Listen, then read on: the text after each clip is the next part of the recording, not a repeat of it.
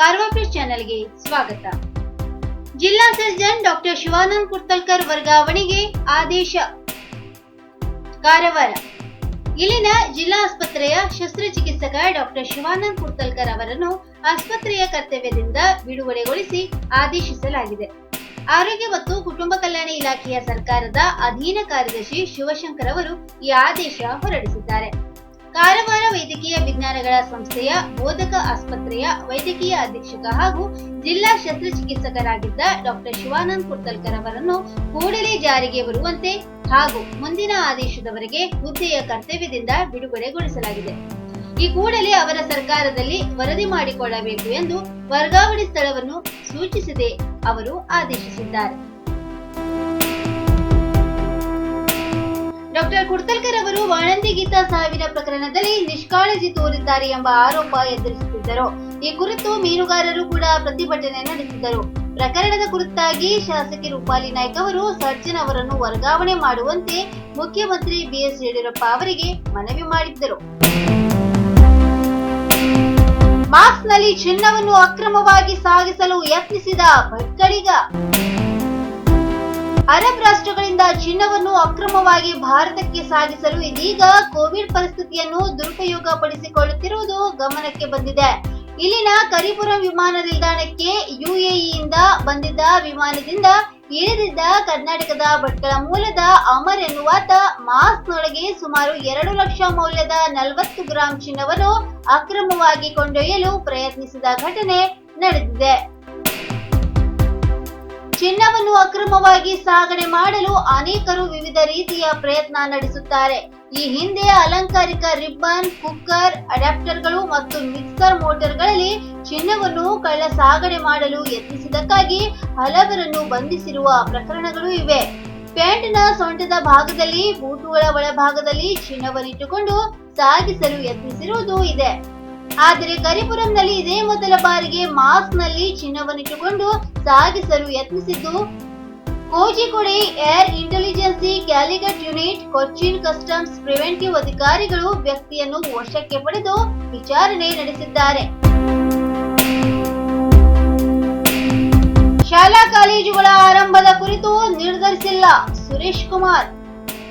ಶಾಲಾ ಕಾಲೇಜುಗಳನ್ನು ಆರಂಭಿಸುವ ಕುರಿತು ಇನ್ನೂ ನಿರ್ಧರಿಸಿಲ್ಲ ಎಂದು ಶಿಕ್ಷಣ ಸಚಿವ ಎಸ್ ಸುರೇಶ್ ಕುಮಾರ್ ತಿಳಿಸಿದ್ದಾರೆ. ಬೀದರ್ನಲ್ಲಿ ಮಂಗಳವಾರ ಮಾತನಾಡಿದ ಅವರು, ಈಗಾಗಲೇ ಶಾಸಕರು, ಸಂಸದರು ಹಾಗೂ ಇತರ ಜನಪ್ರತಿನಿಧಿಗಳಿಗೆ ಪತ್ರ ಬರೆದು ಅಭಿಪ್ರಾಯವನ್ನು ಕೇಳಲಾಗಿದೆಯೇ ಹೊರತು ಶಾಲಾ ಕಾಲೇಜು ಆರಂಭ ಕುರಿತಂತೆ ಸರ್ಕಾರದ ಮುಂದೆ ಯಾವುದೇ ಯೋಚನೆ ಇಲ್ಲ ಎಂದು ಸ್ಪಷ್ಟಪಡಿಸಿದ್ದಾರೆ. ಶಿಕ್ಷಣ ಸಂಘಟನೆಗಳ ಮತ್ತು ತಜ್ಞರೊಂದಿಗೆ ಸಂವಾದ ನಡೆಸುತ್ತಿದ್ದೇನೆ. ಮಕ್ಕಳ ಶಿಕ್ಷಣ ಕುರಿತಂತೆ ಸರ್ಕಾರಕ್ಕೂ ಕಾಳಜಿ ಇದೆ. ಈ ನಿಟ್ಟಿನಲ್ಲಿ ಕರೋನಾ ಸೋಂಕಿನ ನಡುವೆ ಶಾಲೆಗಳನ್ನು ತೆರೆದರೆ ಕೈಗೊಳ್ಳಬೇಕಾದ ಕ್ರಮಗಳ ಬಗ್ಗೆ ಮುನ್ನೆಚ್ಚರಿಕೆ ಅತಿ ಮುಖ್ಯ. ಇದರಿಂದಾಗಿ ಇನ್ನೂ ಆರಂಭಿಸುವ ದಿನಾಂಕ ಅಥವಾ ಇತರೆ ವಿಷಯಗಳ ಬಗ್ಗೆ ಚರ್ಚೆ ಅಗತ್ಯ ಎಂದು ಹೇಳಿದ್ದಾರೆ. ಇದೇ ವೇಳೆ ಮುಖ್ಯಮಂತ್ರಿ ಯಡಿಯೂರಪ್ಪ ಅವರು ಆರ್ಟಿಇ ಯೋಜನೆಯಡಿ ಶಾಲೆಗಳಿಗೆ ಹಣ ಬಿಡುಗಡೆ ಮಾಡಲಾಗಿದ್ದು, ಇದನ್ನು ಶಿಕ್ಷಕರ ವೇತನಕ್ಕೆ ಬಳಸಿಕೊಳ್ಳಲು ಆಡಳಿತ ಮಂಡಳಿಗಳಿಗೆ ಅನುಕೂಲವಾಗಲಿದೆ ಎಂದು ಭಾವಿಸುತ್ತೇನೆ ಎಂದು ಸುರೇಶ್ ಕುಮಾರ್ ತಿಳಿಸಿದ್ದಾರೆ.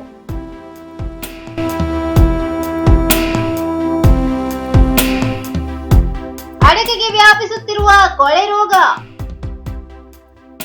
ಯಲ್ಲಾಪುರ ಮಳೆ ಬಿಸಿಲಿನ ವಾತಾವರಣದಿಂದಾಗಿ ತಾಲೂಕಿನ ಉಮ್ಮಚ್ಚಿಗಿ ಭಾಗದಲ್ಲಿ ಅಡಕೆಗೆ ಕೊಳೆ ರೋಗ ವ್ಯಾಪಿಸಿದ್ದು ರೈತರು ಕಂಗಾಲಾಗಿದ್ದಾರೆ. ಕಳೆದ ವಾರ ನಿರಂತರವಾಗಿ ಮಳೆ ಸುರಿದಿದ್ದು, ಇದೀಗ ಕಳೆದ 2 ದಿವಸಗಳಿಂದ ಮಳೆ ನಿಂತಿದೆ. ಮಳೆ ನಿಂತರೂ ಕೊಳೆ ನಿಲ್ಲದೆ ಇರುವುದು ರೈತರ ಚಿಂತೆಗೆ ಕಾರಣವಾಗಿದೆ. ಉಮ್ಮಚ್ಚಿಗಿ ಗಿರಣಿಮನೆಯ ನಾರಾಯಣ ಗಣಪತಿ ಹೆಗಡೆ ಹಾಗೂ ಸುತ್ತಮುತ್ತಲಿನ ರೈತರ ತೋಟಗಳಲ್ಲಿ ಕೊಳೆಯಿಂದಾಗಿ ನಿರಂತರವಾಗಿ ಅಡಕೆ ಉದುರುತ್ತಿರುವುದು ಕಂಡುಬಂದಿದೆ.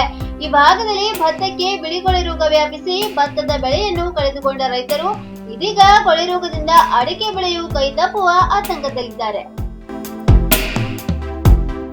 ಕೋವಿಡ್ ಪರೀಕ್ಷೆಯ ಜಾಗೃತಿ ಮೂಡಿಸಿ. ಕಾರವಾರ 60 ವರ್ಷ ಮೇಲ್ಪಟ್ಟವರು, ಮಧುಮೇಹ, ರಕ್ತದೊತ್ತಡ ಇದ್ದವರು ಹಾಗೂ ಗರ್ಭಿಣಿಯರು ಕೋವಿಡ್ ಪರೀಕ್ಷೆಯನ್ನು ಮಾಡಿಸಿಕೊಳ್ಳುವಂತೆ ಜಾಗೃತಿ ಮೂಡಿಸಿ ಎಂದು ತಹಶೀಲ್ದಾರ್ ಆರ್ವಿ ಕಟ್ಟಿ ಹೇಳಿದರು. ತಹಶೀಲ್ದಾರ್ ಕಚೇರಿಯಲ್ಲಿ ಸೋಮವಾರ ತಾಲೂಕಿನ ವಿವಿಧ ಅಧಿಕಾರಿಗಳ ಸಭೆ ನಡೆಸಿ ಅವರು ಮಾತನಾಡಿದರು. ಕೋವಿಡ್ ತಡೆಗಟ್ಟಲು ಗ್ರಾಮ ಪಂಚಾಯತಿ ಮಟ್ಟದಲ್ಲಿ ಪಿಡಿಒ, ಗ್ರಾಮ ಲೆಕ್ಕಾಧಿಕಾರಿ, ಆಶಾ, ಅಂಗನವಾಡಿ ಕಾರ್ಯಕರ್ತೆಯರು ಮತ್ತು ಪೊಲೀಸ್ ಸಿಬ್ಬಂದಿಯ ಕಾರ್ಯಪಡೆ ಸಮಿತಿ ರಚಿಸಬೇಕು ಎಂದರು. ನಗರ ಪ್ರದೇಶದಲ್ಲಿ ನಗರಸಭೆ ಅಧಿಕಾರಿಗಳನ್ನು ಸೇರಿಸಿಕೊಳ್ಳಬೇಕು ಎಂದರು. ತಾಲೂಕು ಪಂಚಾಯತಿ ಇಒ ಆನಂದಕುಮಾರ್ ಬಾಲಣ್ಣನವರ್, ತಾಲೂಕು ಆರೋಗ್ಯಾಧಿಕಾರಿ ಡಾಕ್ಟರ್ ಸೂರಜ್ ನಾಯ್ಕ್, ಸಿಪಿಐ ಸಂತೋಷ್ ಶೆಟ್ಟಿ ಸಭೆಯಲ್ಲಿದ್ದರು. ಅಕ್ರಮವಾಗಿ ಸಾಗಿಸುತ್ತಿದ್ದ ಜಾನುವಾರು ವಶಕ್ಕೆ. ಗೋಕರ್ಣ. ಉತ್ತರ ಪ್ರದೇಶದಿಂದ ಕೇರಳದ ಕಾಸರಗೋಡಿಗೆ ಅಕ್ರಮವಾಗಿ ಕಂಟೈನರ್ ಒಂದರಲ್ಲಿ ಹಿಂಸಾತ್ಮಕವಾಗಿ ಸಾಗಿಸಲಾಗುತ್ತಿದ್ದ 37 ಮರಿಕೋಣಗಳನ್ನು ರಾಷ್ಟ್ರೀಯ ಹೆದ್ದಾರಿ ಹಿರೇಗುತ್ತಿಯ ಚೆಕ್ ಪೋಸ್ಟ್ ನಲ್ಲಿ ಮಂಗಳವಾರ ಬೆಳಿಗ್ಗೆ ಸ್ಥಳೀಯ ಪೊಲೀಸರು ವಶಪಡಿಸಿಕೊಂಡಿದ್ದಾರೆ.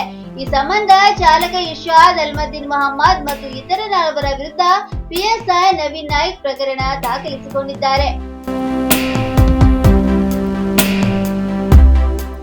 ದಂಡ ವಿಧಿಸಿದ ಬಳಿಕ ಮಾಸ್ಕ್ ನೀಡುವಂತೆ ತಾಲೂಕು ಪಂಚಾಯತ್ ಸದಸ್ಯೆ ಸಲಹೆ.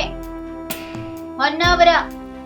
ಮಾಸ್ಕ್ ಧರಿಸದವರಿಗೆ ದಂಡ ವಿಧಿಸಿದ ಬಳಿಕ ಮಾಸ್ಕ್ ಇಲ್ಲದೆ ಅವರನ್ನು ಕಳುಹಿಸುವ ಬದಲು ಅವರಿಗೆ ಮಾಸ್ಕ್ ನೀಡಿ ಎಂದು ಮಾಜಿ ತಾಲೂಕು ಪಂಚಾಯತಿ ಸದಸ್ಯೆ ಜಯಂತಿ ನಾಯ್ಕ್ ಅವರು ಪಟ್ಟಣ ಪಂಚಾಯತಿ ಅಧಿಕಾರಿಗಳಿಗೆ ಸಲಹೆ ನೀಡಿದ ಘಟನೆ ಸೋಮವಾರ ಪಟ್ಟಣದಲ್ಲಿ ನಡೆಯಿತು. ತಮ್ಮ ಕೆಲಸದ ನಿಮಿತ್ತ ಜಯಂತಿ ನಾಯ್ಕ್ ಅವರು ಸೋಮವಾರ ಪಟ್ಟಣಕ್ಕೆ ಆಗಮಿಸಿದ್ದರು. ಇದೇ ವೇಳೆ ಪಟ್ಟಣದ ಶರಾವತಿ ವೃತ್ತದ ಸಮೀಪ ಪಟ್ಟಣ ಪಂಚಾಯತಿ ಅಧಿಕಾರಿಗಳು ಮಾಸ್ಕ್ ಧರಿಸದ ಸಾರ್ವಜನಿಕರಿಗೆ ದಂಡ ವಿಧಿಸುತ್ತಿರುವುದನ್ನು ಗಮನಿಸಿ ನಂತರ ಪಟ್ಟಣ ಪಂಚಾಯತಿ ಅಧಿಕಾರಿಗಳೊಂದಿಗೆ ಮಾತನಾಡಿ ಕರೋನಾ ನಿಯಂತ್ರಣಕ್ಕೆ ತರಲು ಮಾಸ್ಕ್ ಧರಿಸದವರಿಗೆ ದಂಡ ವಿಧಿಸುವ ಕ್ರಮ ಸರಿಯಾಗಿದೆಯಾದರೂ ಕೇವಲ ಅವರಿಂದ ದಂಡದ ಮೊತ್ತ ಪಡೆಯುವ ಬದಲು ಅವರ ಆರೋಗ್ಯ ಕಾಳಜಿಗೆ ಮಾಸ್ಕ್ ನೀಡುವುದು ಅಗತ್ಯ. ಸಂಚರಿಸುವವರು ಒಂದೊಮ್ಮೆ ಸೋಂಕಿತರಾದಲ್ಲಿ ದಂಡದ ಹಣ ನೀಡಿ ಮುಂದೆ ಸಂಚರಿಸುವಾಗ ಸೋಂಕು ಇತರರಿಗೆ ಹರಡುವ ಸಾಧ್ಯತೆ ಇರುತ್ತದೆ. ಆದ್ದರಿಂದ ದಂಡದ ಜೊತೆಗೆ ಮಾಸ್ಕ್ ಸಹ ನೀಡಿ ಎಂದರು. ಅಧಿಕಾರಿಗಳು ಪ್ರತಿಕ್ರಿಯಿಸಿ, ನಾವು ಸರ್ಕಾರದ ಮಾರ್ಗಸೂಚಿಯಂತೆ ಮೇಲಾಧಿಕಾರಿಗಳ ಆದೇಶದಂತೆ ದಂಡ ವಿಧಿಸುವ ಪ್ರಕ್ರಿಯೆ ನಡೆಸುತ್ತಿದ್ದೇವೆ. ಮಾಸ್ಕ್ ಧರಿಸದವರಿಗೆ ಮಾಸ್ಕ್ ನೀಡುವ ಆದೇಶವಿಲ್ಲ. ಈಗಾಗಲೇ ಹಲವಾರು ರೀತಿಯಲ್ಲಿ ಜನಜಾಗೃತಿ ಮೂಡಿಸುವ ಕಾರ್ಯಕ್ರಮ ನಡೆಸಲಾಗಿದೆ. ಆದರೂ ಸಾರ್ವಜನಿಕರು ಮಾಸ್ಕ್ ಧರಿಸದೆ ಸಂಚರಿಸುತ್ತಿದ್ದಾರೆ. ಆದ್ದರಿಂದ ದಂಡ ವಿಧಿಸುತ್ತಿದ್ದೇವೆ. ನಿಮ್ಮ ಸಲಹೆ ಸೂಚನೆ ಬಗ್ಗೆ ಮೇಲಾಧಿಕಾರಿಗಳಿಗೆ ಮಾಹಿತಿ ನೀಡಿ ಎಂದರು. ಇದೇ ವೇಳೆ ಸ್ಥಳದಲ್ಲಿದ್ದ ಕೆಲ ಸಾರ್ವಜನಿಕರು ಜಯಂತಿ ನಾಯ್ಕ್ ಅವರ ಮಾತಿಗೆ ಬೆಂಬಲ ಸೂಚಿಸಿ ಅಗತ್ಯವಾಗಿ ಮಾಸ್ಕ್ ನೀಡುವ ಕಾರ್ಯವಾಗಬೇಕು ಎಂದರು. ಈ ಬಗ್ಗೆ ಠರಾವು ಮಾಡಿ ಪಟ್ಟಣ ಪಂಚಾಯತ್ನಿಂದ ವಿನೂತನ ಪ್ರಯತ್ನವಾಗಲಿ ಎಂದು ಆಗ್ರಹಿಸಿದರು. ಇದೇ ವಿಚಾರವಾಗಿ ಕೆಲಕಾಲ ಪಟ್ಟಣ ಪಂಚಾಯತಿ ಅಧಿಕಾರಿಗಳು ಹಾಗೂ ಜಯಂತಿ ನಾಯ್ಕ್ ಅವರೊಂದಿಗೆ ವಾಗ್ವಾದವೂ ನಡೆಯಿತು. ಇನ್ನು ಮತ್ತಷ್ಟು ಸುದ್ದಿಗಾಗಿ ಕಾರವಾರ ಪ್ಲಸ್ ವೀಕ್ಷಿಸಿ. ನೀವು ಯೂಟ್ಯೂಬ್ ಅಲ್ಲಿ ನೋಡ್ತಿದ್ದೀರಿ, ಸಬ್ಸ್ಕ್ರೈಬ್ ಮಾಡಿ, ಬೆಲ್ ಐಕಾನ್ ಕ್ಲಿಕ್ ಮಾಡಿ. ಫೇಸ್ಬುಕ್ ಪೇಜ್ ಅಲ್ಲಿ ನೋಡ್ತಿದ್ದೀರಿ, ಫಾಲೋ ಮಾಡಿ. ಧನ್ಯವಾದಗಳು.